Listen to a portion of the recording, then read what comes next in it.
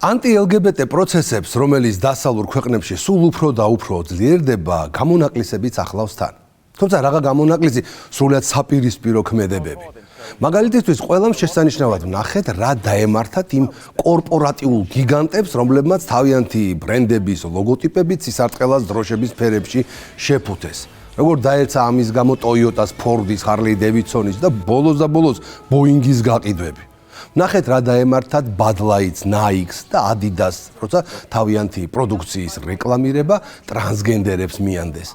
2024 წელს ყველა ამ კომპანიას გაუკუღმართებულ სტანდარტებზე, ეგრეთ წოდებულ ვოუკიზმზე, ჰომოსექსუალების, ლესბოსელებისა და ტრანსგენდერების უკონკურსოდ სამსახურში აყვანაზე და მათთვის სასათბურე პირობების შექმნაზე უარის თქმა მოუწია.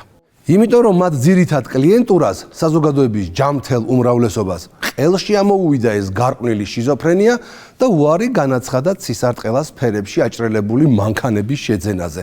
აღარ მოინდომა ვიღაც გაუგებარი ვითომ ქალად გადაკეთებული კაბიანი კაცების რეკლამირებული ტანსაცმლის და სპორტული ფეხსაცმლის ყიდვა, ტრანსის მოწონებული და გაპიარებული ლუდის დალევა და ასე შემდეგ.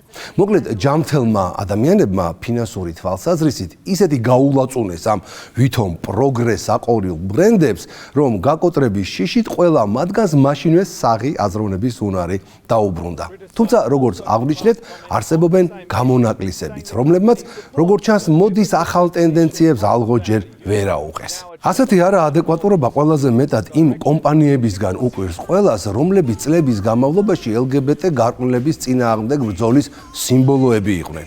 შესაძლოა ბევრს ხსმენიათ კიდეც ქათმის რესტორნების მსოფლიო ქსელის, Chick-fil-ას შესახებ.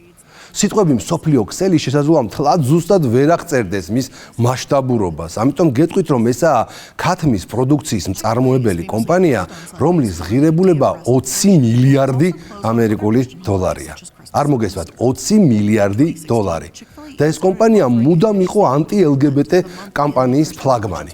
მისი ბიზნესის მთავარ მიმართულებას დღემდე ჰქვია ქრისტიანული რესტორნების ქსელი.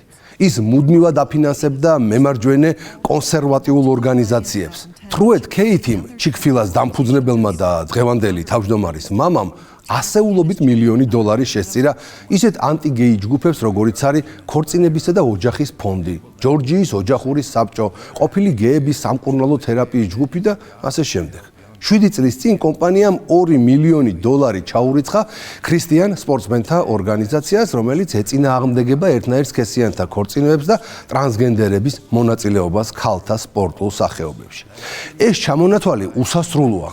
და რაც უფრო უსასრულოა, მით უფრო გასაკვირია ასეთი კომპანიის LGBT ტრანსფორმაცია და გარყვნილ რელსებზე გადახტომა. Chick-fil-ას ეგრეთ წოდებული ვოუკიზმი 2019 წელს დაიწყო, როცა კომპანიამ ბრიტანეთის დაპყრობა გადაწყვიტა. გახსნა იქ რამდენიმე რესტორანი, მაგრამ მოულოდნელად ტრანსნაციონალური კორპორაციების მიერ დაფინანსებული ბრიტანული LGBT ორგანიზაციებისა და ტრანსგენდერული ფონდების სერიოზულ წინააღმდეგობას წააწყდა. გეი ლობისტებმა ინგლისში კომპანიის წინააღმდეგ ისეთი ჰომოფობიური და ტრანსფობიური კამპანია ააგორეს, რომ ყველა რესტორანი გაკოტრდა. და ახლა 7 წლის შემდეგ Chick-fil-ამ რევანშის აღება და ბრიტანეთში დაბრუნება გადაწყვიტა. ოღონდ უკვე გეი-ფრენდლი იდეოლოგიით. როგორც ჩანს, კომპანიის დამფუძნებელი Truett Kate, როცა მთელ მსოფლიოში ფსევდო-ლიბერალიზმს ებრძოდა, საკუთარ ოჯახს ყურადღებას საერთოდ ვერ აქცევდა. შედეგად მისი შთამომავლები, რომლებიც დღეს მრავალ მილიარდიან კომპანიას მართავენ, პარალელურად LGBT ღირებულებებსაც ეტრფიან.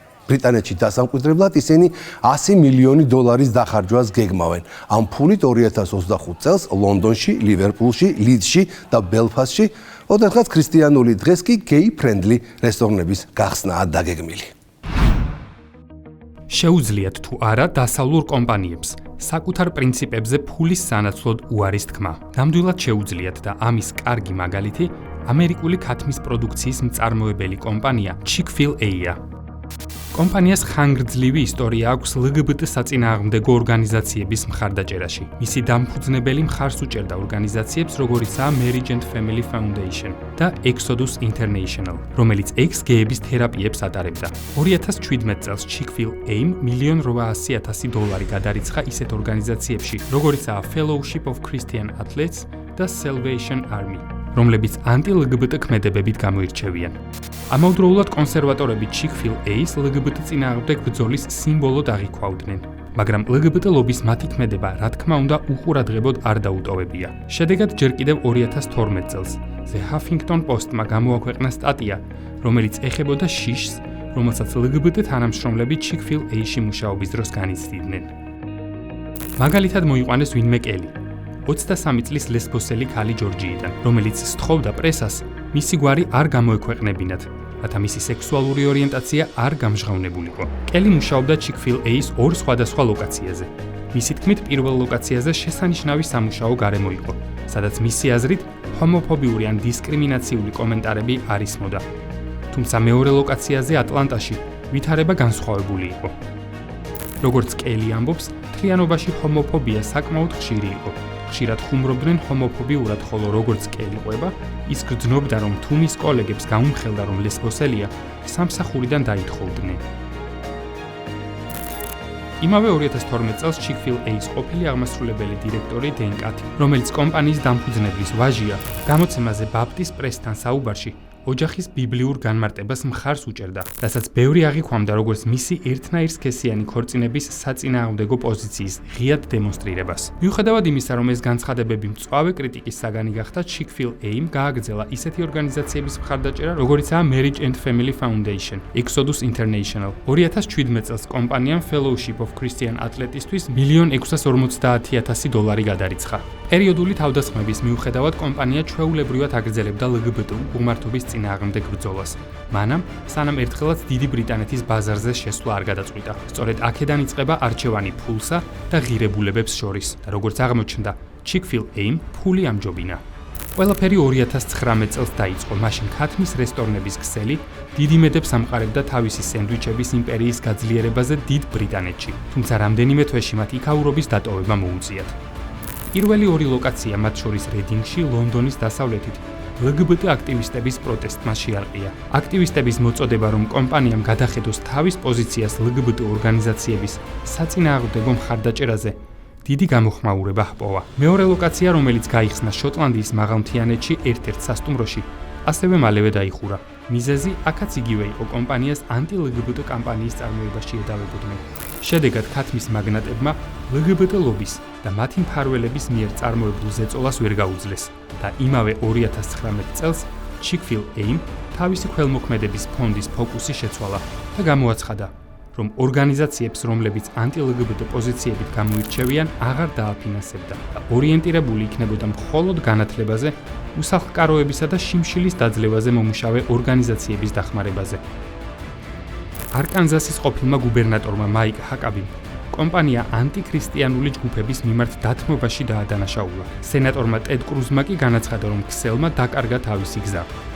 რამდენიმე წლიანი ლოდინის და LGBT საზოგადოებაში სახელის გამოსწორების მცდელობების შემდეგ Chick-fil-A ბრიტანეთში დასაბრუნებლად კვლავ ემზადება და ერთდროულად 5 ახალი რესტორნის გახსნას აპირებს ლონდონში, ლივერპულში, ლიდსსა და ბელფასტში. ამჯერად ისინი კარგად ორგანიზებული PR გუნდით არიან დაკომპლექტებული და LGBT უფლებების ორგანიზაციებისგან მხარდაჭერაც აქვს. ერთ-ერთი ასეთია Stonewall, ცნობილი ბრიტანული LGBT უფლებების დაცვის ორგანიზაცია, რომლის მხარდაჭერაც კომპანიისთვის პოზიტიურ ნიშნად მიიჩნიეს. ჩვენ ხშირად ვესაუბრებით კომპანიებს და ორგანიზაციებს, რომლებიც ინკლუზიური სამუშაო გარემოს შექმნაზე მუშაობენ. ჩვენ ბოლო დროს გვქონდა საუბარი Chick-fil-A-სთან იმ ტრენინგებზე და სერვისებზე, რისი შეთავაზებაც შეგვიძლია კომპანიისთვის. Chick-fil-A-ის წარმომადგენლები ფიქრობენ, რომ ამჯერად ისინი ბრიტანელების გულებს მოიგებენ. PR კამპანია უკვე დაწყებულია, რომელსაც აშშ-ის წარმომადგენელთა პალატის ყოფილი ხელმძღვანელი ბრაიან მალენიუსი ხელმძღვანელობს. Chick-fil-A-სთან დაკავშირებით ბევრი მცდარი წარმოდგენა არსებობს. თუ ჩვენ ანტიდისკრიმინაციის პოლიტიკას გადავხედავთ, ვნახავთ, რომ ის საკმაოდ ყოვლის მომცველია. The Telegraph-თან ინტერვიუში საცალო კვების კონსულტანტმა პიტერ ბაქმანმა კი თქვა, რომ ბრიტანეთში რესტორნების ქსელის მიმართ პროტესტს აღარ ელოდებიან. ფიქრობ, LGBTQ+ საკითხზე გარკვეული დაძაბულობა შემცირებულია. შეიძლება რამდენიმე პროტესტანტი გამოჩნდეს, მაგრამ ფიქრობ, ყველაფერი კარგად იქნება. Chick-fil-A გეგმავს, რომ 10 წლის განმავლობაში ბრიტანეთში $100 მილიონი ინვესტიცია განახორციელოს და 2027 წლისთვის 500 თანამშრომელი დაიქირაოს.